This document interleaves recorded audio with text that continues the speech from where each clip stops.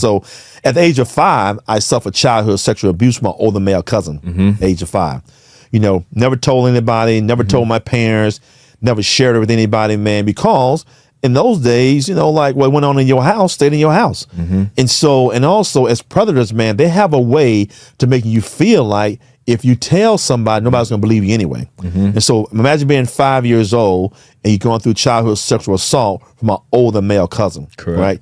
Dealt with that, man, from the ages 5 to about 6 or 7 years old. For some reason, he just stopped, you know, doing it. And I remember it, man, my parents and grandparents would be over in the house next door.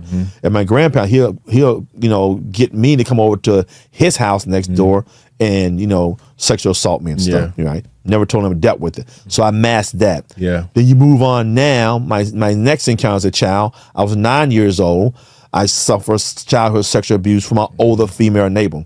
And you know, man, it's things that you shouldn't do. And so it had me doing things that you shouldn't be knowing how to do as a 9-year-old little boy. You should be out playing football, baseball, basketball.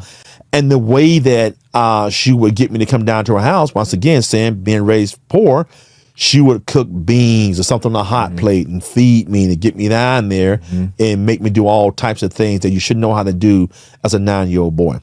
So now you move forward. So I masked those things, man. You know, I masked those things all my life now. Like, you know what? I'm never going to get treated like that again. This is never going to happen to me again. I'm going to be the best of everything. I'm going to be the best in sports. I'm going to be the best in school. And I equated back to, bruh, I'm not going to be poor. Because my rationale thinking back then, this only happened to poor people, which is not true. And people didn't know that's not true. It happened whether you rich, poor, black, white, Asian, Latino, male, female, whatever it might be. Predators are predators, man. And I learned all this, man, by going to rehab.